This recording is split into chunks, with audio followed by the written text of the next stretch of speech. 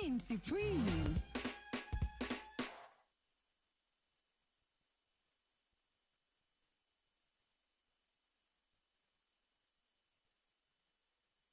Diamond 88.7 FM is here to make sense out of your world through our balanced news coverage from the nooks and crannies of Nigeria and beyond. Journey with us through the news we tracked for you at this moment on your shining supreme station.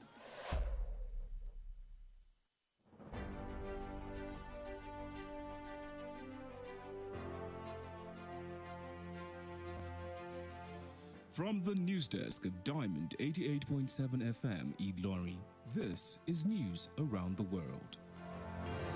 In the headlines, Senate leadership assures monarchs of constitutional role in governance. Court affirms Konwa Namda as trade unions. Oshun Poly lecturers protest rector's suspension. On the foreign scene, China replaces Foreign Minister Qin Gang with Wang Ying. In sports, CAF announces date for 2023 awards. Good evening and thank you for joining us for the news across the world on Diamond 88.7 FM Ilorin. I am Mekamua Osigbodi. You can listen to us via our website www.diamondfm.net or watch us live on Facebook at Diamond 887 FM and YouTube Diamond FM Ilorin. We'll bring you details of the news after this break. Is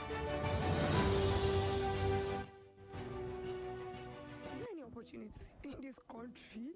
I don't lose hope. Oh my God, jackpot. Leaving the country may not be the solution that you think it is. Don't make leaving Nigeria the only solution to your life's challenges. Japa because you want to, but stop raising it as a solution to national issues that you can work on and fix. Nigeria will always be your home, and together we can make it better. This message is reaching you from Diamond 88.7 FM Ilorin.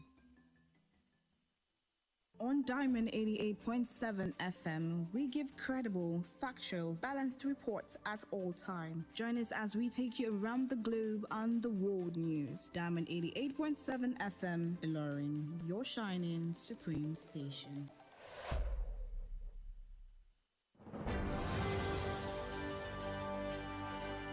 Welcome back. Now the news in detail. The president of the Senate, Godswill Akpabio, has assured traditional rulers of a constitutional role in governance, which he says will be effected through constitutional amendment. He gave the assurance to traditional rulers during a meeting with the royal fathers across the 36 states of the Federation and the Federal Capital Territory, FCT. Akpabio said the roles of the royal fathers in governance, particularly on security matters, are very important, emphasizing that it is his belief and the entire Senate leadership's that if traditional rulers are constitutionally engaged in governance at the grassroots, myriad of security challenges facing the country would be things of the past. Earlier in his speech on behalf of the traditional rulers, the Etsu of Nupe, Dr. Yahya Abubakar, explained that the constitutional role of traditional rulers was expunged by framers of the 1979 Constitution, adding that all efforts made by traditional rulers across the country under the aegis of National Council of Traditional Rulers to get back the role had not yielded any fruit.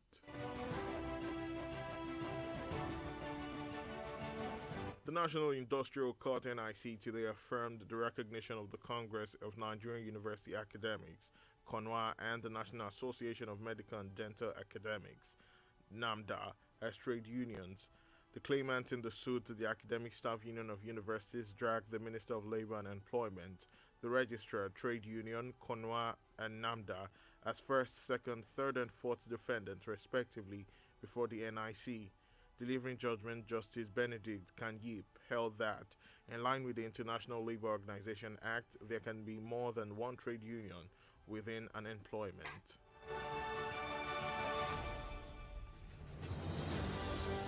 The Nigerian Medical Association (NMA) Kwara chapter has offered free medical care and free drugs to the members of the Nigerian Police Force in Kwara State. The Kwara chairman of the association, Dr. Ola Ahmed, who spoke on the outreach that took place at the Police Cottage Comprehensive Health Center in Kulende area in Ilorin, explained that this is one of the ways to give back to the society. Dr. Ahmed urged people in the state to key into the Kwara State Health Insurance Scheme. Kwara Care to mitigate the impact of economic hardship on their health. In his reaction, the Kwara Police spokesperson SP Ajayi Okasomi, who commended the NMA for the medical outreach to members, disclosed that the force and the NMA will be engaged in a friendly football match to further foster stronger relationships together. Also speaking, the Vice Chairman, 1 NMA Kwara, Dr. Julius Dari, explained that during the medical outreach, about 216 adults and 48 children were attended to, out of which 90 Nigeria Police Force were given free health care and services.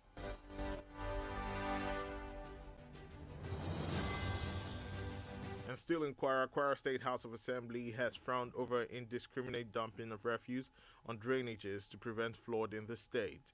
This followed the motion on notice raised by Chairman House Committee on Health and Environment, Honorable Razak Owolabi, representing Share Okeodo constituency, which drew the attention of the lawmakers on the state capital, currently littered with mountain of refuses, including Kulende, Taiwo, Ikpata, and Ojaoba areas of Ilorin. Diamond FM House of Assembly correspondent Mukhtar Jilogbo reported that the motion also pointed out that the state is among the states of the Federation prone to flood during this rainy season, as predicted by National Meteorological Agency, and tasked the citizens to be patriotic by avoiding unacceptable environmental practices. Reading the resolutions of the House Speaker, Engineer Yakubu Danladi urged Governor Abdurrahman Abdurrazak to direct Ministry of Environment to equip environmental health officers to ensure strict enforcement of penalties against anyone found culpable of environmental laws violation. The Speaker also called for collaboration between government and religious leaders to intensify advocacy and public enlightenment campaigns to reduce flood disaster.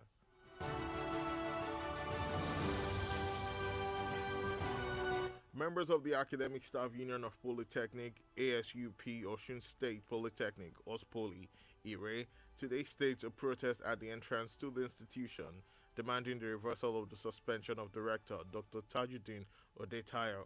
The suspension of Odetayo, who was appointed rector in March this year, was contained in a letter signed by the Permanent Secretary, Ministry of Education, Mr. A. Jimo, wherein the government announced the appointment of Mr. Kehinde Alabi as acting rector of the institution. Displeased by the development, members of ASUP had stormed the entrance to the institution today, demanding reversal of the suspension. The protesters, led by OSPOLY ASUP chairman Mr. Fatai Afolabi, insisted that the acting rector appointed to replace Odetayo was unqualified for the post.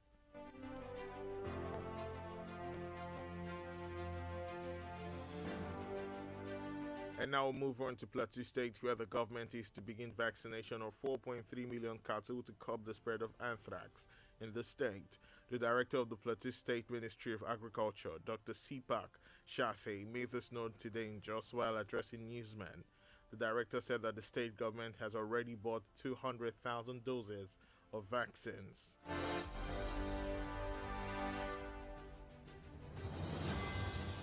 Two lanes of Bender Road Junction in Umuahia were this morning blocked as members of staff of Umuahia North Local Government Area of the state staged the protest.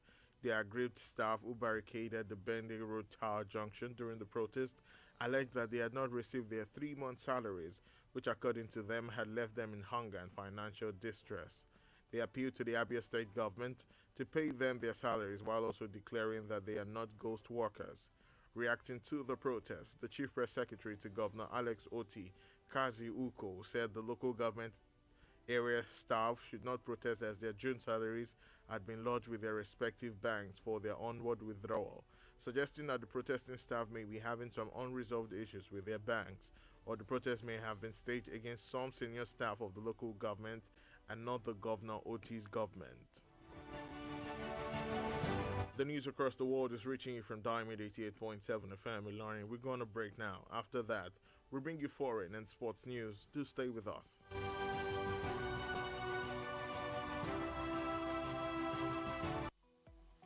Follow us on social media, Facebook, Twitter and Instagram at Diamond 87 FM.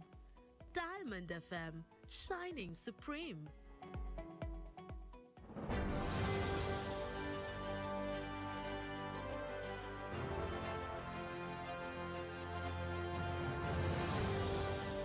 Welcome back from the break. You're still listening to the news across the world, reaching you from Diamond 88.7 FM Ilorin. Now we continue with the stories. And moving on to the foreign scene, where the Chinese government has removed Qin Gang from the post of foreign minister and replaced him with his predecessor, Wang Yi. This reportedly happened during a live session today where top legislature voted to appoint Wang Yi as the foreign minister. The announcement came a month after Qing's last public appearance. Diamond FM Sports News.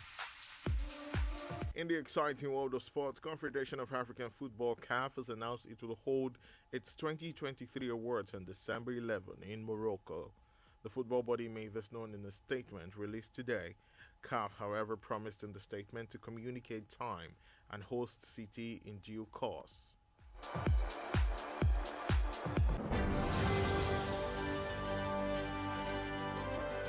And with that, we have come to the end of the news across the world. But before we go, here is the recap of the major highlights. Senate leadership assures monarchs of constitutional role in governance. Court affirms Konwa and Namda as trade unions. Oshun Poly lecturers protest rector's suspension. On the foreign scene, China replaces Foreign Minister Qin Gang with Wang Yi. In sports, CAF announces date for 2023 awards. Did you know the diamonds are formed deep within the Earth's mantle under high pressure and temperature? They are brought to the surface through volcanic eruptions. Diamond FM says the future depends on what you do today. For news coverage and information about happenings around you, kindly contact Diamond FM newsroom number on 0916 062 7526. That's 0916 062 7526. The news across the world was edited by Abdulafiz Oyewole. I am Mekamua Osigbodi. Thank you for listening to your shining supreme station.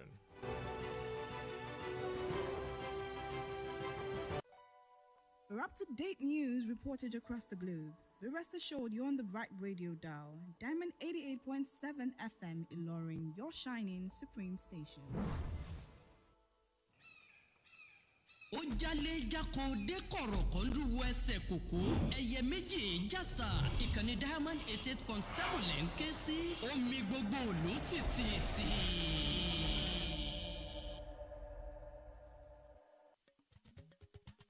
láti inú yàrá ìròyìn Diamond 88.7 FM Ìlọrin ìròyìn àgbáyé.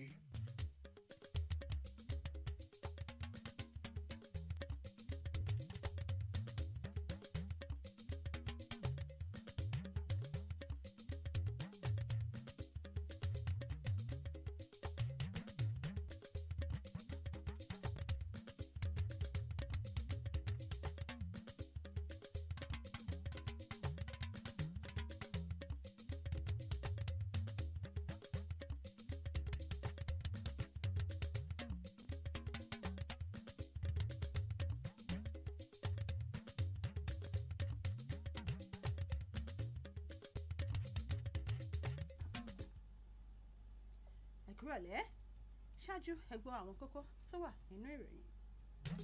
Abẹnugan ilé ìgbìmọ̀ aṣòfin ti kéde fífún àwọn lọ́balọ́ba ní ojúṣe lábẹ́ ìṣèjọba.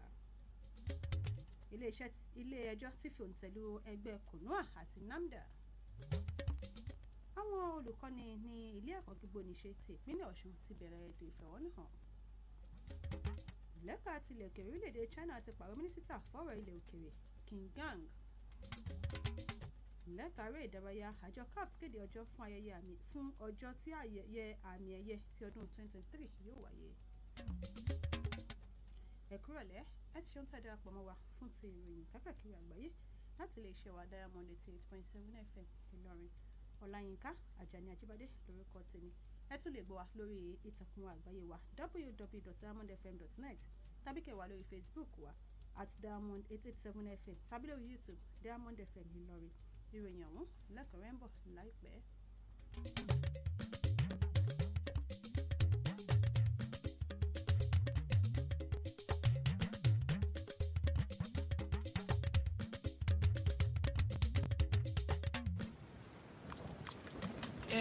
Tanímọ̀lá ṣó ti gbé ilẹ̀ yẹn lọ dà sójú agbára. Bàbá Tanímọ̀lá ẹ ti gbàgbé pé ẹni ní kílẹ̀ ayé ó da ó nìkan kọ́ ni yóò jèrè ẹ bẹ́ẹ̀ sì nílé ayé ò dùn fẹ́nìkan ṣoṣo ẹ kúkú mọ̀ pé ìjọba ò ní dáwọ́ dúró láti máa dẹ́kun dídá ilẹ̀ sójú àgbàrá tó ń fa ìṣẹ̀lẹ̀ omíyalé àgbàrá ya ṣọ́ọ̀bù ilẹ̀ rírì ilé dídàwó àti àwọn ìjàmbá míì tó lè tètè sọ ní di aláìnílé lórí ẹ sì mọ̀jà gbàgbé pípẹ́ àgbàrá máa gbé tọmọdé àtàgbà lọ ẹ sá fún ilẹ̀ dídà sójú àgbàrá. Ilẹ̀ dídà sójú àgbàrá kò dára káyé fọwọ́ ara wa ṣera wa. Ọ̀rọ̀ ìmọ̀ràn yín wá láti iléeṣẹ́ Diamond 88.7 FM.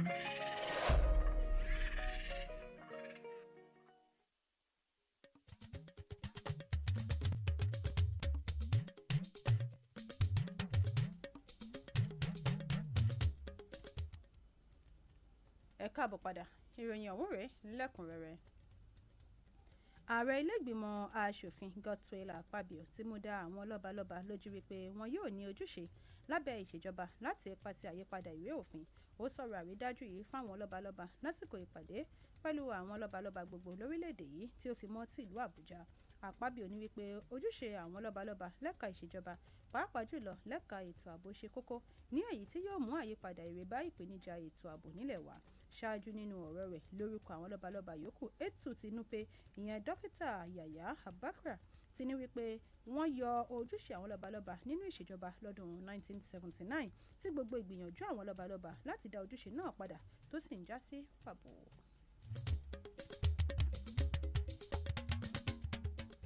Ilé ẹjọ́ tó ń rí àwọn aráàlú dókítà Ahmed rọ àwọn olùgbé ìpínlẹ̀ yìí láti ṣe àmúlò ètò ìlera adójútòfò ìyẹn ti Kwara Care láti fi rí ìdẹ̀kùn lọ́wọ́ ìnilára ètò ọrọ̀ ajé lẹ́ka ètò ìlera wọn. Nínú ọ̀rọ̀ rẹ̀ alukoro fàjọ ọlọ́pàá ìpínlẹ̀ yìí SP Ajayi Ọkasànmí ẹni tí ó gbé oríyìn fún àjọ NMA fún ìgbésẹ̀ yìí fi kún wípé ẹgbẹ́ NMA àti àjọ ọlọ́pàá yóò gùn lé ètò ìfẹsẹ̀wọnsẹ̀ ọlọ́rẹ̀ẹ́sọ̀rẹ́ láti túbọ̀ lè fi rí sí àjọṣepọ̀ ire. Ìgbákejì alága ẹgbẹ́ NMA Dr. Julius Dare kéde òǹkà iye àwọn tí wọ́n ṣe ìwòsàn ọ̀fẹ́ fún lásìkò ètò náà.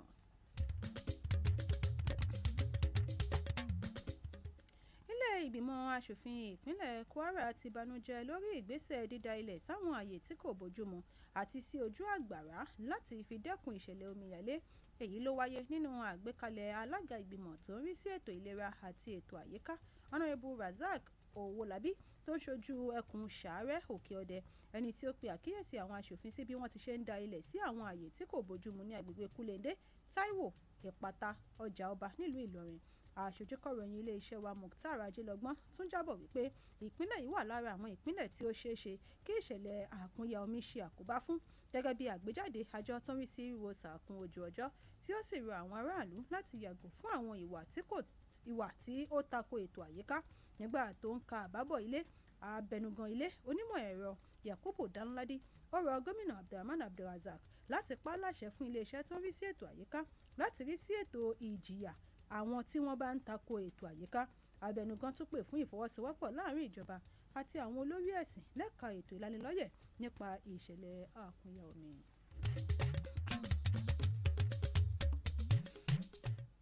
Àwọn ọmọ ẹgbẹ́ àwọn òṣìṣẹ́ ilé ẹ̀kọ́ gbogbonìṣe ASUP ìyẹn ní ilé ẹ̀kọ́ gíga gbogbonìṣe Ospoli Ire lónìí ti gùnlé ètò ìfẹ̀hónúhàn lẹ́nu ọ̀nà àbáwọlé ilé ẹ̀kọ́ gíga yìí eléyìí tí wọ́n fi ń béèrè fún wíwọ́gilé ìdádúró onígbà díẹ̀ tí wọ́n fún gíwá àgbà dókítà Tajudeen Ọdẹ́táyọ̀. Ìdádúró onígbà díẹ̀ yìí tí wọ́n fún Ọdẹ́táyọ̀ ẹni tí wọ́n yàn sí ipò gíwá àgbà nínú oṣù kẹta ọdún yìí ni ó jẹyọ nínú àtẹ̀jáde kan látọwọ́ akọ̀wé àgbà iléeṣẹ́ tó ń rí sí ètò ẹ̀kọ́ ọ̀gbẹ́ni Jimoh tí ìjọba sì kéde ìyànsípò ọ̀gbẹ́ni Kẹ́hìndé Alábí gẹ́gẹ́ bí adelé gíwá àgbà. Èyí ni kò tẹ́ àwọn ọmọ ẹgbẹ́ ASUP ní Ospoli lọ́rùn tí wọ́n sì gùnlé ètò ìfẹ̀hónúhàn. Ètò ìfẹ̀hónúhàn yìí tí alága ẹgbẹ́ ASUP ní ilé ẹ̀kọ́ gíga gbogbonìṣe yìí ọ̀gbẹ́ni Fatai Owolabi síwájú rẹ̀ ní wípé adelé tí wọ́n yàn láti rọ́pò Ọdẹ́táyọ̀ yìí wọ́n ní kò kájú òṣùwọ̀n láti di ipò náà mú. Ìjọba ìpínlẹ̀ Plateau ti fẹ́ bẹ̀rẹ̀ ètò abẹ́rẹ́ àjẹsára fún àwọn ẹran ọ̀sìn tó tó mílíọ̀nù 4.3 4.3 láti fi lè dènà ìṣẹ̀lẹ̀ àtànkálẹ̀ àrùn anthrax ní ìpínlẹ̀ náà. Adarí iléeṣẹ́ tó ń rí sí ètò ọ̀gbìn nípínlẹ̀ Plateau dókítà Sipak Shashi ló kéde ọ̀rọ̀ yìí nílùú Jọ́ọ̀sì lásìkò tó ń bá àwọn oníròyìn sọ̀rọ̀. Ó ní wípé ní báyìí ìjọba ti kówó ra àwọn abẹ́rẹ́ àjẹsára tó tó 1,200. Wọ́n gbégidí àwọn ojú ọ̀nà méjèèjì ní òpópónà Bẹ́ndẹ̀ nílùú Umuahia lówùúrọ̀ òní lásìkò táwọn òṣìṣẹ́ ìjọba ìbílẹ̀ Umuahia gùn lé ètò ìfẹ̀hónúhàn. Àwọn òṣìṣẹ́ tí inú ń bí ní wípé láti oṣù mẹ́ta sẹ́yìn ni àwọn kò ti rí owó oṣù gbà, ní èyí tí ó ti ń kó ebi àti ìnilára bá ìgbésí ayé àwọn. Wọ́n pàrọwà sí ìjọba ìbílẹ̀ Abia láti san ìjọba ìpínlẹ̀ Abia láti san owó oṣù fún àwọn nítorí wípé àwọn kò kí ń ṣe òṣìṣẹ́ aláìfojúrí. Akọ̀wé sí gómìnà Alex Oti ìyẹn Kazi Nko ní wípé kí àwọn òṣìṣẹ́ ó má ṣe fẹ̀hónú hàn lórí owó oṣù kẹfà nítorí wípé àwọn ti lọ buwọ́lu sísan owó náà pẹ̀lú àfikún wípé ó ṣeéṣe kí àwọn òṣìṣẹ́ tí inú ń bí yìí kí wọ́n ní ìṣòro pẹ̀lú akoto owó wọn tàbí kí ó ṣe wípé àwọn aláṣẹ ìjọba ìbílẹ̀ wọn ni wọ́n ń fi ẹ̀hónú hàn sí láì kí ń ṣe ìṣèjọba gómìnà Oti. Ìròyìn àgbáyé lẹ́tí ń tẹ́tí gbọ́ lọ́wọ́ láti iléeṣẹ́ wa Diamond 88.7 FM Ìlọrin. Bí a bá dé láti ibi ìdáná dúró ráńpẹ́, ìròyìn lẹ́ka tilẹ̀ òkèrè àti tẹ̀ré ìdárayá lámàmú wa sí etí ìgbọ̀yìn à ń padà bọ̀ láìpẹ́.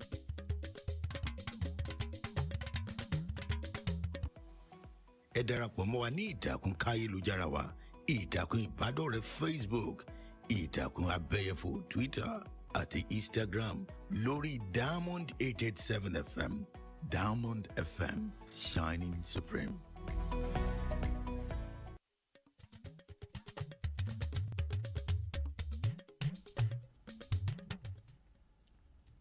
Ẹ káàbọ̀ padà. Ìròyìn kákàkiri àgbáyé ṣì ń tẹ̀síwájú láti iléeṣẹ́ wa Diamond 88.7 FM Ìlọrin. Ìròyìn láti ilẹ̀ òkèrè.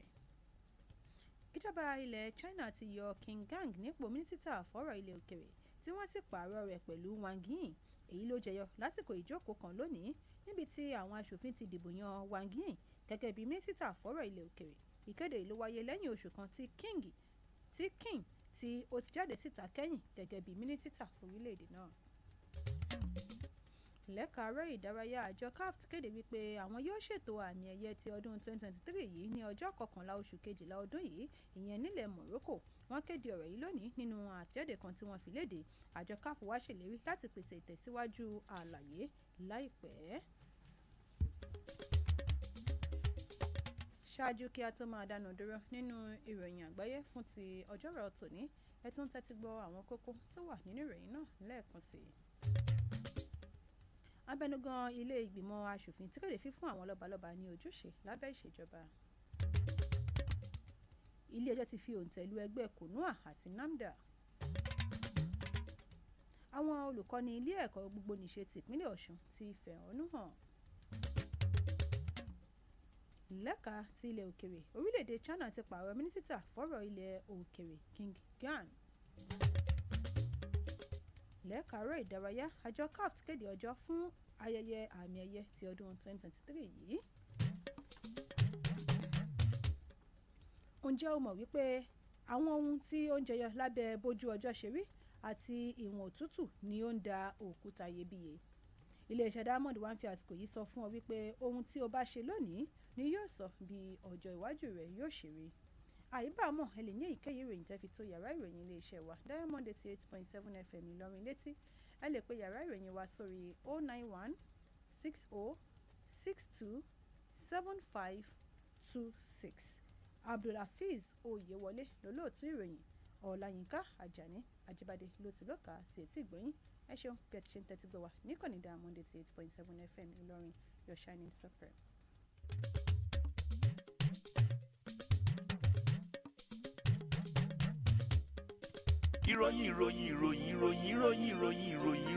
ìròyìn ẹ̀kúnrẹ́rẹ́ láti ilé iṣẹ́ Diamond FM. Rédíò wo ló dára láti máa gbọ́? Diamond FM ló dára jù. Rédíò wo ló dára láti máa gbọ́ sétí? Diamond FM ló dára jù. Kápolówó ọjà káyé bù bá jẹ́. Ìròyìn ẹ̀kúnrẹ́rẹ́ tí kò lẹ́gbẹ́.